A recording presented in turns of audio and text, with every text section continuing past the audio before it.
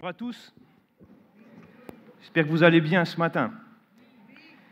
Il y a des personnes qui vont bien. Alléluia, gloire au Seigneur. Et nous nous faisons du bien quand nous sommes dans la présence du Seigneur. Et moi, je le crois, que par sa parole, le Seigneur va encore aussi nous faire du bien ce matin. Alléluia, nous avons chanté « Oui, tu es le Christ, le Fils du Dieu vivant ». Nous avons chanté ce cri que l'Esprit pousse dans le cœur de l'homme, Abba Père, qui nous rappelle ce que nous sommes en tant qu'enfants de Dieu. Nous avons rappelé de l'œuvre de Jésus-Christ, et oh qu'il est bon pour nous de nous rappeler ce que Jésus fait et ce que Jésus a fait. Alléluia. Dans les semaines qui ont précédé ce culte, si vous vous rappelez, on avait vu il y a à peu près 15 jours de cela, on avait parlé au sujet de l'Église avec le pasteur Johan Ilan qui avait partagé avec nous, avec ce texte de base qui est dans l'Apocalypse, à la fin de l'Apocalypse de cette Église, qui retrouve son époux de cette Église dans la gloire à la toute fin de l'histoire. Et il est bon pour nous d'avoir cette perspective de cette fin de toute chose, où l'Église sera dans la gloire avec son Seigneur. Alléluia. Si vous vous rappelez, la semaine dernière, nous avons partagé, on y reste dans ce contexte finalement, de ce qui nous lie avec le Seigneur, et nous avons partagé au sujet de l'Alliance. Nous avons vu que le Seigneur, afin de nous permettre de vivre cette nouvelle alliance, nous a donné un cœur nouveau et un esprit nouveau. Le frère, ce matin, en introduisant les moments, il a réussi à parler de l'Alliance, mais aussi de l'Église. Donc, il a aussi fait une belle introduction pour le message. Et cet après-midi, j'allais dire ce soir, mais on est ce matin, on va aller dans l'Apocalypse de nouveau, au chapitre 1er.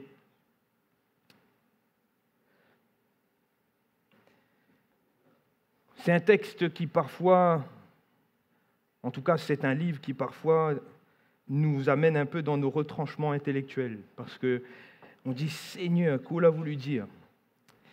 Parfois on est même là face à des explications, on essaie de trouver des explications aux choses, et cela vient comme parfois même nous effrayer. Moi je note que certains qui veulent à tout prix comprendre tous les signes de l'Apocalypse ont fini par être plus dans la peur qu'être dans la joie. Et il faut noter, quand on ouvre le texte et avant qu'on fasse la lecture, il est important qu'on comprenne le but, la vision du Seigneur dans ce livre et dans ce dernier livre de la parole de Dieu. Moi, je ne crois pas, frères et sœurs, qu'après avoir écrit, parlé d'une façon audible, qu'on comprend de la Genèse aux épîtres de Jean, Jean et Jude, parce que c'est ce qui va précéder l'Apocalypse, je ne crois pas que le Seigneur décide maintenant, en ouvrant l'Apocalypse, de nous parler étrangement, de nous laisser un message qui est étrange, quelque chose qui est impossible à capter intellectuellement, comme si c'est quelque chose de tellement mystérieux que ça nous échappe. Je remarque même, et je vous renvoie à quelques études que vous pouvez faire concernant l'Église, et si vous regardez dans le 1er siècle, c'est-à-dire que l'Église qui a suivi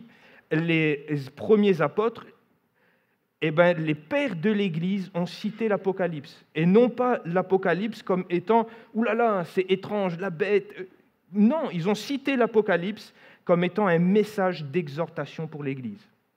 Et moi, je le crois fermement que le Seigneur a laissé au travers de l'Apocalypse un message d'exhortation pour l'Église. Et ce matin, je n'ai rien d'autre comme objectif avec ce texte de l'Apocalypse de nous encourager. Et comprenons maintenant le contexte, et ça va tout de suite peut-être nous parler, ce texte va devenir vivant aussi pour nous.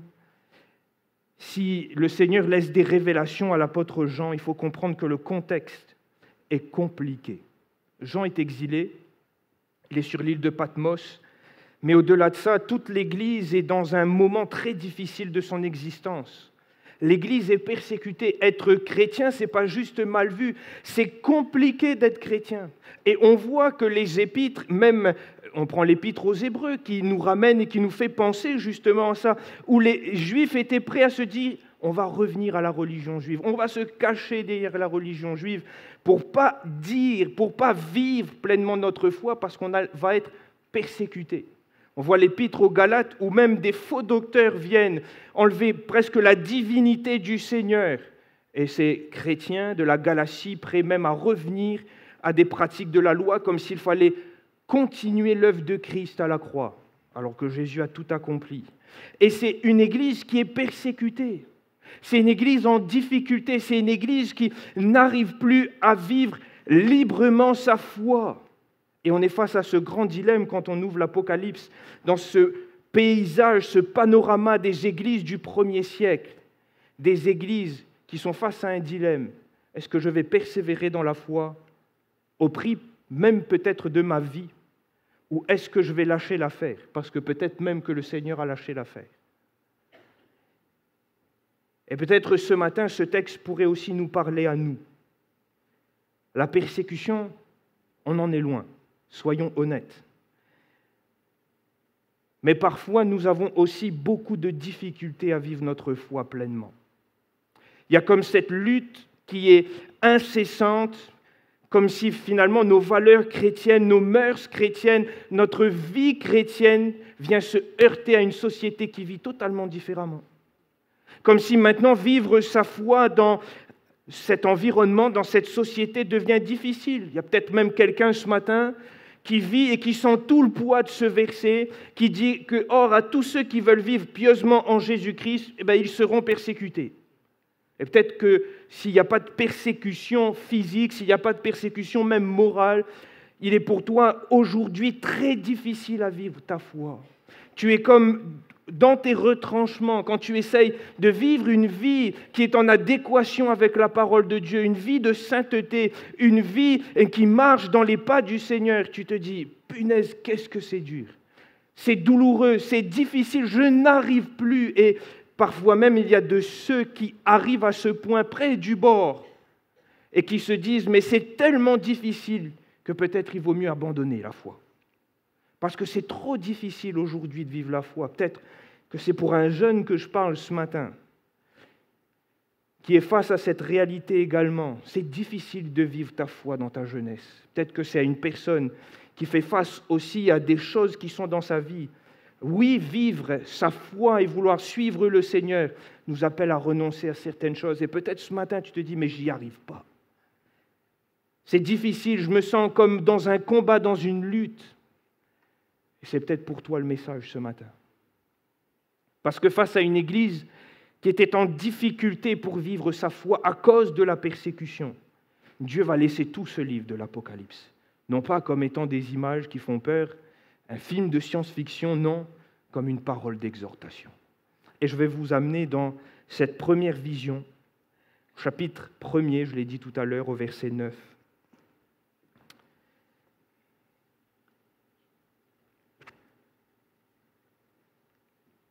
Et on arrive directement dans le contexte que j'ai cité justement et que j'ai pris le temps de dresser. Voilà ce qui est écrit, moi, Jean, votre frère, qui est part avec vous à la tribulation, mais aussi au royaume et à la persévérance en Jésus-Christ. J'étais dans l'île appelée Patmos à cause de la parole de Dieu et du témoignage de Jésus. Je fus saisi par l'Esprit au jour du Seigneur. Et j'entendis derrière moi une voix forte, comme le son d'une trompette qui disait « Ce que tu vois, écris-le dans un livre et envoie-le aux 7 églises, à Éphèse, à Smyrne, à Pergame, à Thyatire, à Sardes, à Philadelphie et à Laodicée. » Je me retournai pour savoir quelle était cette voix qui me parlait. Et après m'être retourné, je vis 7 chandeliers d'or, et au milieu des 7 chandeliers, quelqu'un qui ressemblait à un fils d'homme, vêtu d'une longue robe et ayant une ceinture d'or sur la poitrine. Sa tête et ses cheveux étaient blancs comme de la laine blanche, comme de la neige. Ses yeux étaient comme une flamme de feu. Ses pieds étaient semblables à de l'airain ardent, comme s'il y avait été embrasé dans une fournaise. Et sa voix était comme le bruit de grandes eaux. Il avait dans sa main 7 étoiles. De sa bouche sortait une épée aiguë à 2 tranchants. Et son visage était comme le soleil qui brille dans sa force. Quand je le vis, je tombai à ses pieds comme mort. Il posa sa main sur moi en disant « Ne crains point. Je suis le premier et le dernier et le vivant. J'étais mort, et voici, je suis vivant au siècle des siècles.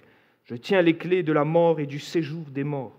Écris donc ce que tu as vu, ce qui est et ce qui doit arriver ensuite. Le mystère des 7 étoiles que tu as vu dans ma main droite et des 7 chandeliers d'or. Les 7 étoiles sont les anges des 7 églises et les 7 chandeliers sont les 7 églises. Si vous voulez bien, on va prier pour la parole que nous allons entendre. Seigneur Jésus, alors que nous ouvrons ce texte, de prime abord peut-être compliqué, Seigneur, nous voulons, Seigneur, nous soumettre à ton esprit ce matin. Sûrement, tu as une parole, Seigneur, pour ton peuple, pour ton Église. Seigneur Jésus, tu es toujours fidèle au rendez-vous. Tu es toujours là, tu es toujours présent, tu prends soin de ton peuple. Et ce matin, Seigneur Jésus, au travers de ce texte, viens nous parler, Seigneur. Viens parler à un cœur, viens toucher une vie, viens encourager quelqu'un, Seigneur. Je te prie, Seigneur Jésus, étends ta main, agis puissamment au milieu de nous. Nous comptons sur toi, Seigneur. Amen. Quand on regarde cette vision, et cette première vision, c'est assez déroutant, n'est-ce pas? Il y a des choses quand même qui nous échappent. Il y a de l'imagerie qui nous échappe. Mais ce matin, rassurez-vous, je veux être simple, je veux éviter toute allégorie, je veux rester sur le sens strict de ce texte, dans son contexte. Jean voit un personnage au centre de la vision. C'est ce qu'on a vu. Il va dire, j'ai vu quelqu'un qui ressemblait à un fils d'homme. Et il nous donne aussi des caractéristiques détaillées. Vêtu d'une longue robe, ayant une ceinture d'or sur la poitrine, sa tête et ses cheveux étaient blancs comme de la laine blanche, ses yeux étaient comme une flamme de feu, ses pieds semblables à de l'airain ardent, sa voix était comme le bruit de grandes eaux, il avait dans sa main droite 7 étoiles, de sa bouche sortait une épée aiguë à 2 tranchants, et son visage était comme le soleil lorsqu'il brille dans sa force. Et quand on regarde ça, on a du mal même à s'imaginer à quoi ça ressemble. On a du mal même à visualiser ce que Jean voit. Mais il faut comprendre que lorsque l'apôtre écrit, c'est aussi un homme versé dans les Écritures. C'est aussi un homme qui connaît sa Bible. C'est aussi un homme qui a vécu et grandi avec la parole et avec les écrits de l'Ancien Testament. Et frères et sœurs, même si cela peut nous paraître un peu compliqué, il suffit juste d'ouvrir la parole. Il suffit juste de se référer aux Écritures, parfois pour comprendre ce que Dieu veut dire. Et quand on regarde dans les Écritures, ouvrez avec moi dans Daniel au chapitre 7.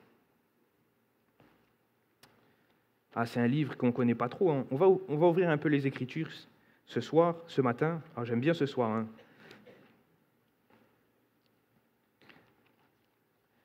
Donc Daniel au chapitre 7.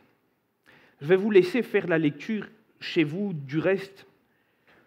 Mais vous allez regarder dans ce texte de Daniel 7, mettez un petit marque-page, qu'il y a un personnage qui s'appelle l'Ancien des Jours, qui est décrit avec les mêmes termes. Et ce qui m'intéresse, c'est d'aller au verset 13 maintenant, Daniel 7, 13, et il va dire « Je regardais pendant mes visions nocturnes, et voici, sur les nuées des cieux arriva quelqu'un de semblable à un fils de l'homme. » Ça ressemble quand même à ce qu'on a lu. Il s'avança vers l'Ancien des Jours, et on le fit approcher de lui. On lui donna la domination, la gloire et le règne. Et tous les peuples, les nations et les hommes de toute langue le servirent. Sa domination est une domination éternelle qui ne passera point, et son règne ne sera jamais détruit. Et ce fils d'homme que voit Daniel, c'est celui à qui on va remettre tout le règne, toute la puissance. C'est celui qui est appelé à régner à la fin de tout. Et dans ce texte de l'Apocalypse, Jean, qu'est-ce qu'il fait ? Il reprend cette image qu'il voit, en faisant d'un seul personnage, le Fils d'homme et l'Ancien des Jours, en utilisant les mêmes caractéristiques, en utilisant les mêmes détails, pour nous dire que celui qu'il a vu dans Apocalypse 1er, c'est celui dont Daniel parlait, et celui qui devait régner jusqu'à la fin. C'est celui qui devait recevoir tout le règne à la fin. C'est celui qui devait venir régner. C'est le roi qu'on attendait. Et mieux encore, quand on regarde les paroles de ce Fils d'homme dans le texte que nous avons ouvert ce matin, voilà comment lui-même se décrit « Je suis le premier et le dernier et le vivant. J'étais mort et voici, je suis vivant au siècle des siècles. Je tiens les clés de la mort et du séjour des morts. Amen. » Frères et sœurs, qui d'autre que Jésus-Christ peut être décrit dans ces propos-là? Personne. Et ce que Jean est en train de dévoiler et de montrer, alors qu'il est dans la persécution, alors qu'il est dans un temps difficile, alors que dans sa vie, tout semble basculer, il est exilé, il est seul, il se retrouve juste avec un papier, il se retrouve juste avec la possibilité d'écrire quelque chose, il se tient auprès du Seigneur et il y a cette vision. Pas juste celle d'un fils d'un homme, pas juste celle de l'ancien des jours, mais celui qui paraît comme le Fils de l'homme et l'ancien des jours, mais celui qui est Jésus-Christ. Jean voit la révélation de Jésus-Christ. Alors qu'il est dans l'affliction, c'est Jésus qui se présente à Jean. Mon frère, ma sœur, face à une église persécutée, face à une église qui est face à ce dilemme entre suivre sa foi ou abandonner, entre persévérer ou quitter la course, qu'est-ce que Dieu révèle à Jean? C'est que Jésus-Christ est là. Qu'est-ce que Dieu vient révéler à Jean dans ces temps d'affliction? C'est que Jésus est là. C'est la personne même de Jésus qui vient se révéler. Mon frère, ma sœur, j'aimerais le dire ce matin, que dans ton affliction, dans ce que tu vis, face au dilemme, peut-être que tu n'arrives pas à vivre ta foi, peut-être que tu es même retranché avec cette question, mais est-ce qu'il vaut bien mieux continuer? Est-ce que je le fais pour un but, même si tu n'entends même pas le Seigneur te parler? Distinctement, j'aimerais te dire que c'est la même chose que le Seigneur veut t'amener à voir. C'est Jésus dans sa gloire. C'est Jésus tout-puissant. C'est Jésus le roi qui règne. Pas simplement un petit Jésus, mais celui qui est dans sa toute-puissance et qui est dans le ciel. Mon frère, ma sœur, c'est ce Jésus que j'en vois. C'est ce Jésus qui vient frapper à la porte du cœur de Jean. Alors qu'il vit des temps difficiles, c'est ce Jésus qui se révèle à cette église qui souffre. Comme s'ils avaient rien d'autre, qu'ils avaient besoin de voir rien d'autre que Jésus-Christ. Parfois, frères et sœurs, quand on est entouré de vallées, de montagnes qui nous échappent, de choses trop hautes, il est bon pour nous de lever les yeux au-dessus des montagnes. Parce que nous avons besoin de contempler le roi qui règne. Et ce roi, c'est Jésus-Christ. Ce roi, c'est celui qui nous a sauvés. Ce roi, c'est celui qui s'est offert à la croix pour nous. Ce roi, c'est celui qui est ressuscité le 3e jour. Ce roi, c'était celui qui était auprès de Jean et des disciples. Et c'est ce même roi que Jean voit dans la gloire. Frères et sœurs, quand on regarde même les détails qui sont laissés par Jean et qui ne sont pas anodins, le métal, les reins ardents, la voix, les grandes eaux, le feu, l'éclat du soleil. Quand vous regardez l'Ancien Testament, à chaque fois que Dieu s'est révélé aux hommes, c'était au travers de ces mêmes signes. Dans Exode 3, le buisson ardent, au travers du feu et de la voix. Dans Exode 19, sur le mont Sinaï, la nuée qui est revenue, le tonnerre, la voix de Dieu qui retentissait. Dans les visions du trône de Dieu, de la gloire de Dieu, dans Ésaïe 6, la fumée, ces mêmes impressions de clarté, ce soleil qui brille, cette voix qui retentit, ce tonnerre qui fait comme ébranler les portes du temple, dans les 2 visions qui sont présentes dans Ézéchiel 1 et Ézéchiel 10, c'est toujours de la même façon que le Seigneur se révèle. Je remarque même que dans Ésaïe 60, quand il est question du soleil qui brille, cela est question de la gloire de l'Éternel qui se lève sur toi. Et pourquoi je dis cela ce matin? Parce que ce que Jean est amené à voir, c'est Jésus, mais avec toute la puissance du Dieu de l'Ancien Testament. Ce Dieu qui a fait sortir le peuple d'Égypte, ce Dieu qui a appelé Moïse au sein du buisson ardent, ce Dieu qui a donné les 10 commandements sur la montagne, ce Dieu qui s'est révélé à ses prophètes quand le peuple était en exil, ce Dieu qui est venu revêtir l'humanité par la personne de Jésus. C'est ce même Dieu qui se révèle à lui dans toute sa puissance, dans toute sa gloire, dans toute sa majesté, dans toute sa sainteté. Et face à ce que tu vis, face peut-être aux dilemmes, aux questions qui sont là dans ton cœur, face aux montagnes, face à ce qui pourrait te faire abandonner, ce qui pourrait te faire te dire que non, il vaut mieux parfois suivre quelques penchants, il vaut mieux parfois laisser vivre un peu la chair, parce que c'est trop dur de suivre le Seigneur. J'aimerais te dire que le Seigneur veut t'amener à contempler sa face. Celui du Dieu qui a tout accompli à la croix, mais qui est maintenant dans la gloire, qui règne. Celui qui se présente dans toute sa splendeur, sa gloire, sa magnificence, et c'est celui qui va parler maintenant. à cette Église persécutée, à ce Jean dans l'affliction. Dieu n'a pas envoyé un ange.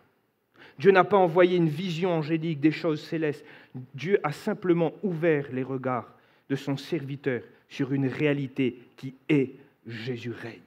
Dans toute sa puissance, dans toute sa gloire, il est maître des temps et des circonstances. Il règne. Peut-être ce matin, tu as besoin, à l'image de ce serviteur d'Élisée, que le Seigneur ouvre tes yeux sur cette réalité céleste. Tu ne comprends pas ce que tu vis, mais l'Éternel règne.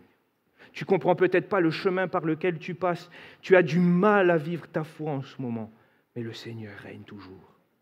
Cela n'enlève rien, et c'est comme cela que va être décrit cette scène. Ce qui est, la vérité qui demeure, c'est que l'Éternel règne, en la personne même de Jésus-Christ. Et pour Jean, c'est parlant. Vous savez pourquoi? Et on le voit dans sa réaction.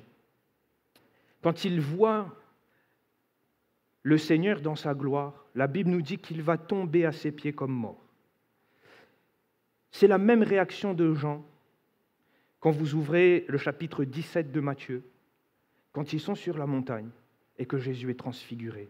Quand il voit la gloire du Seigneur, il tombe à terre comme mort également. Et c'est incroyable de voir que finalement, ce Jésus-là, il parle à Jean finalement. Cette révélation et cette vision parlent à Jean. Il connaît ce Jésus. Il connaît ce Jésus dont il a cru, dont il a suivi, ce Jésus qui a aussi été celui qui a guidé sa vie. Et dans ce temps, alors que tous l'ont abandonné, parce que de toute façon, sur l'île de Patmos, on n'a pas invité ses amis, il est exilé.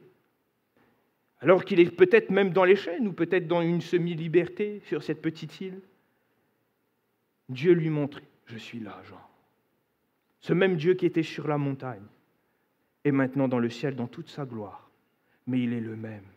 Et je note avec vous, regardez ce que Jésus va faire. La Bible nous dit qu'il posa sa main droite en disant « Ne crains point ».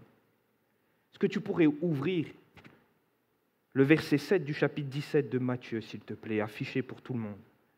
Ce que Jésus va faire à ce moment de la vision est exactement la même chose que Jésus va faire sur la montagne de la transfiguration. Alors que ses disciples tombent sur leur face, alors que ses disciples sont face à la gloire de Dieu et sont pris dans leur cœur, ils tombent sur leur face. Jésus s'approche, les touche et leur dit « N'ayez pas peur ». Alléluia. Et dans cette vision de Apocalypse 1, alors que Jean est face à la gloire de Dieu, Jésus vient, le touche et lui dit « Ne crains point ». Pourquoi? Parce que le Seigneur est le même. Le Seigneur est celui qui est présent. Le Seigneur est celui qui voit. Le Seigneur qui est présent dans nos vallées, même les plus difficiles. Le Seigneur était présent pour Jean. Le Seigneur le connaissait. Et le Seigneur voulait se servir encore de lui. Mon frère, ma sœur, j'aimerais te dire, dans les situations dans lesquelles tu vis ce matin, ce qui peut paraître difficile, ce qui peut paraître là insurmontable, ce qui peut paraître pour toi à tes yeux comme quelque chose que tu n'arrives pas à affronter. Peut-être même que quelqu'un s'est dit « Mais le Seigneur m'a oublié, le Seigneur n'est plus présent ». Mais j'aimerais te dire, le Seigneur veut se révéler comme celui qui est là, présent. Il veut se révéler dans toute sa gloire, dans toute sa majesté. Ce matin, le Seigneur veut peut-être te toucher et aussi te permettre de te relever afin de pouvoir continuer la course. Il y a des situations qui nous accablent, il y a des situations qui nous arrêtent, il y a des tempêtes qui nous remplissent de crainte. Mais Jésus est toujours le même. Il est celui qui enlève la crainte. Il est celui qui procure la paix. Et même quand nous ne comprenons pas sa main, même lorsque nous avons l'impression qu'il fait silence, nous voyons un Jésus qui marche, pas à l'arrêt, frères et sœurs, qui marche. Nous voyons un Jésus dans les Écritures, quand nous levons la tête pour contempler sa gloire, nous voyons un Jésus plein de force et de puissance, maître de tout, frères et sœurs. Et l'apôtre Paul a raison de dire que Dieu a tout mis sous ses pieds. Tout a été mis sous ses pieds. Il a été hissé au rang le plus haut. Il est dans sa gloire et il règne. Alléluia. J'aimerais avancer avec vous et voir cette autre réalité pour cette Église persécutée, mais aussi pour chacun d'entre nous ce matin. Oui, Jésus veut se révéler comme étant celui qui est présent, dans toute sa gloire, dans toute sa majesté. Il n'a pas abandonné le combat. Mais je note tout particulièrement que Jésus est décrit au milieu des chandeliers. Et il suffit de continuer la lecture de l'Apocalypse pour comprendre que ces chandeliers décrivent l'Église, caractérisent l'Église. Et il faut comprendre tout simplement dans cette vision que Jésus n'est pas loin des chandeliers, que Jésus n'est pas à l'extérieur des chandeliers, mais qu'il est au milieu des chandeliers, comme si Jésus, finalement, est au milieu de l'Église. Et dans cette vision, rappelez-vous le contexte, une Église persécutée, une Église en difficulté, une Église éprouvée pour vivre sa foi. Jésus se révèle comme étant au milieu de l'Église. Jésus se révèle comme étant celui qui est là, qui marche, qui n'est pas simplement statique, pas simplement en spectateur, mais celui qui est acteur, qui est en mouvement, qui est en action. Il est au milieu des chandeliers. Il est celui qui connaît ce qui se passe. Il est celui qui voit, il est celui qui entend, mais il est aussi celui qui est en marche. Il est celui qui est en action.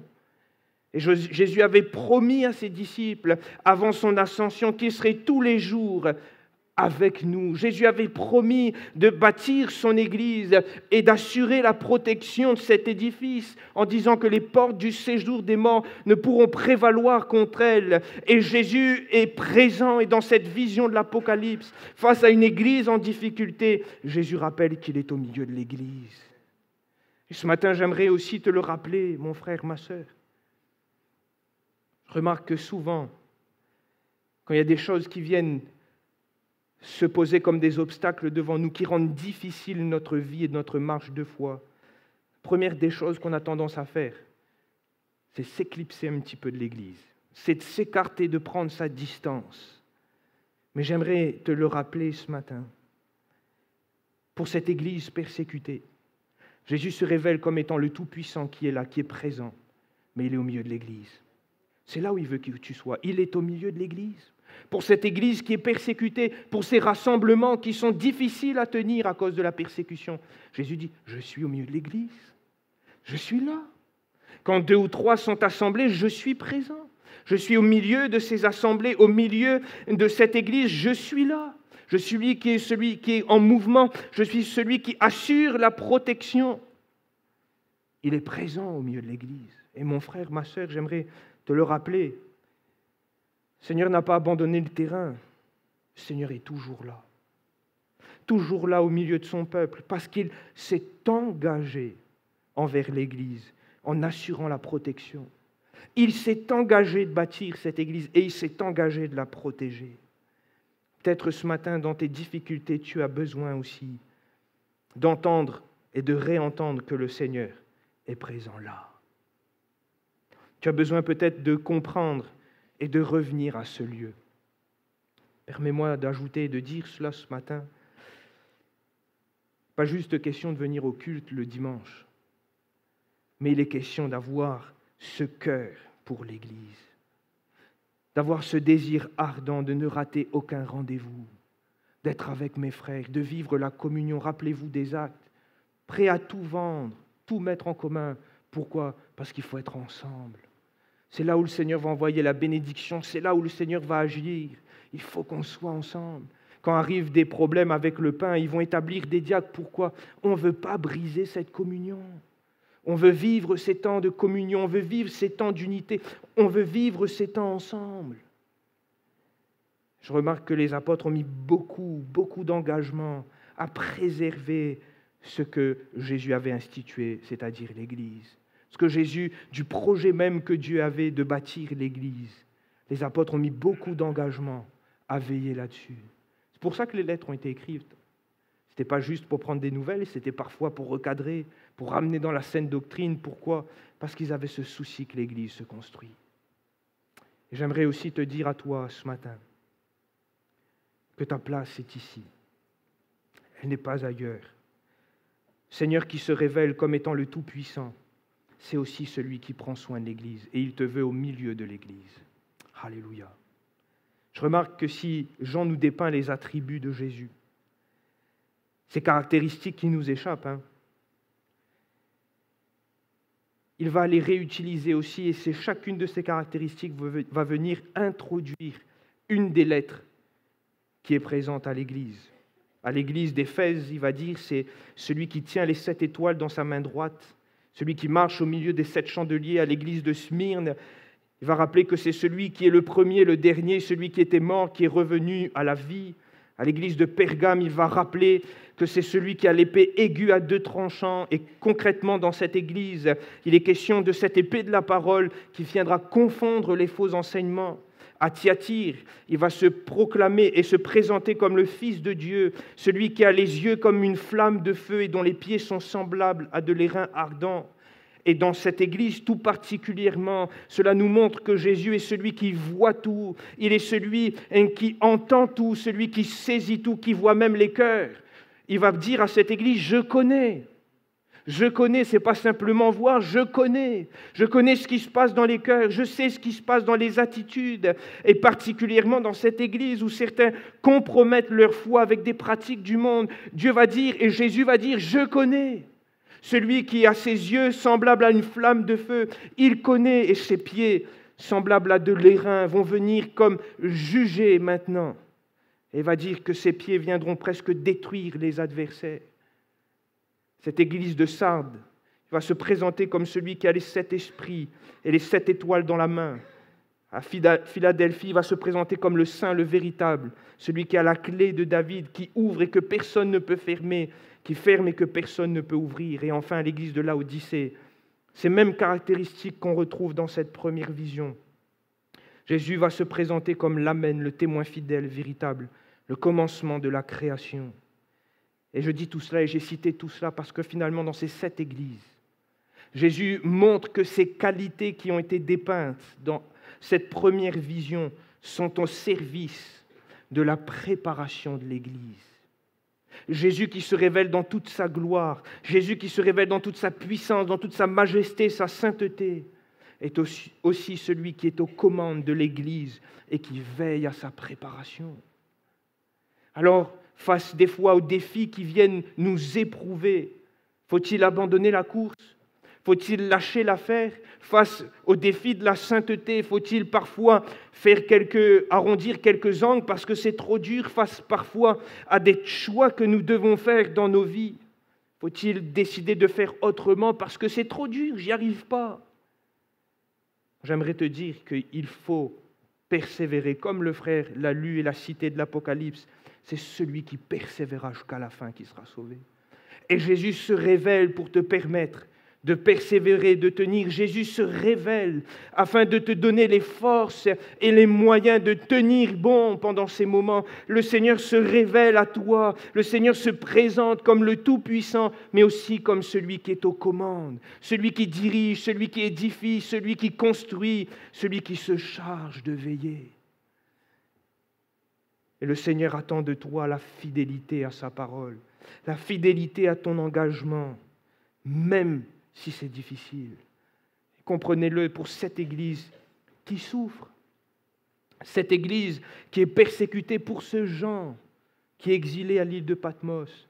Dieu lui dit, je suis quand même aux commandes, Jean. Ah Seigneur, je suis quand même exilé. Je suis aux commandes, Jean. Je suis celui qui veille sur l'Église. Peut-être que son cœur de pasteur était aussi inquiet pour l'Église. Mais Jésus se présente, je suis au milieu des chandeliers. Et je veille sur mon peuple. Je veille sur ce que j'ai établi. Je veille sur l'œuvre que j'ai construite de mes mains. Et il te faut persévérer. Ce matin, j'aimerais t'encourager.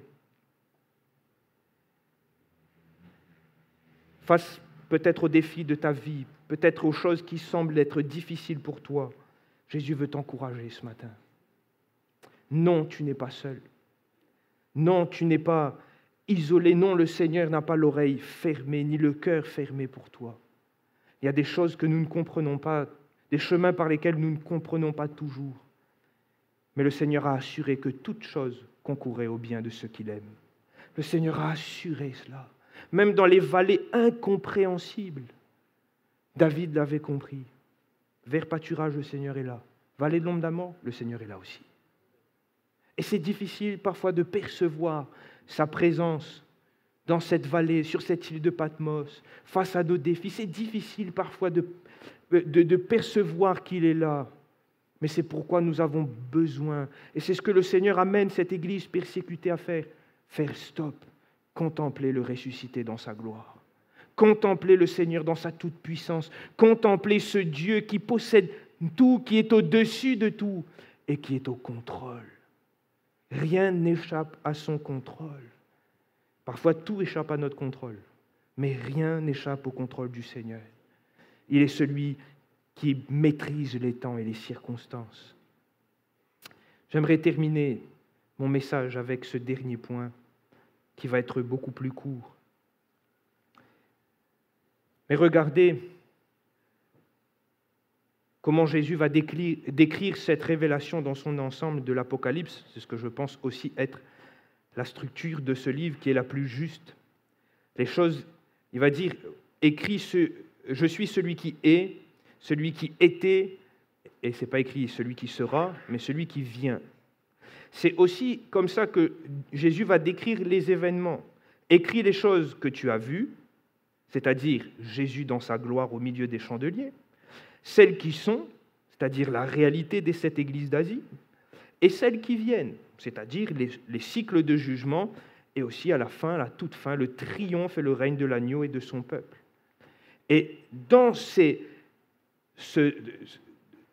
triple mention, celui qui est, celui qui était et qui vient, les choses qu'il a vues, qui sont et qui viennent, Jésus rappelle une chose, et il le met sur ce 3e point, c'est qu'il vient. Dans tout cela, Jésus nous rappelle qu'il vient, mais tout tourne autour de Jésus. Je m'explique. Dans l'Apocalypse, vous allez pouvoir l'étudier aussi chez vous. Tout tourne autour de l'agneau qui a été immolé. Au chapitre 1er, c'est la révélation de Jésus-Christ. Au chapitre 4, c'est Jésus dans les 7 églises. Dans le chapitre 5, c'est avant d'ouvrir les sceaux, on voit l'agneau. Au chapitre 6, c'est les premiers sceaux et on voit toujours l'agneau. Après la 6e trompette, on voit toujours l'agneau. Après les 6 premiers sceaux, on voit toujours l'agneau. L'agneau est celui qui se présente au début, c'est celui qui ouvre les sceaux, c'est celui qui dit stop et c'est celui qui triomphe à la fin. Et Jésus présente cette réalité à cette église persécutée. Ah, les situations sont difficiles, les temps sont pénibles, sont durs, mais je viens bientôt. Et dans toute cette chronologie qui nous échappe, nous en tant qu'hommes, Jésus rappelle une chose, c'est moi qui est au contrôle. J'ouvre les sceaux, je dis stop et je triomphe. Pourquoi s'inquiéter? Même s'il nous faut souffrir, nous savons que notre héritage, notre destinée se trouve à la fin de l'Apocalypse, celle d'être avec le Seigneur. Nous n'allons rien hériter ici-bas. Nous n'allons pas devenir les plus riches, les plus influents, nous n'allons pas devenir les hommes les plus glorieux, peut-être qu'on sera les plus méprisables. Mais si c'est pour le Seigneur que nous devenons méprisables, gloire à Dieu. Nous allons hériter un poids de gloire dans les cieux. Parce que ce que nous devons hériter, ce qui nous attend, et c'est la raison même pour laquelle on peut tenir même quand c'est dur, c'est qu'on sait que notre héritage est là-haut. On sait que l'agneau est au contrôle, on sait qu'il gère, et on sait qu'à la fin, c'est lui qui triomphe.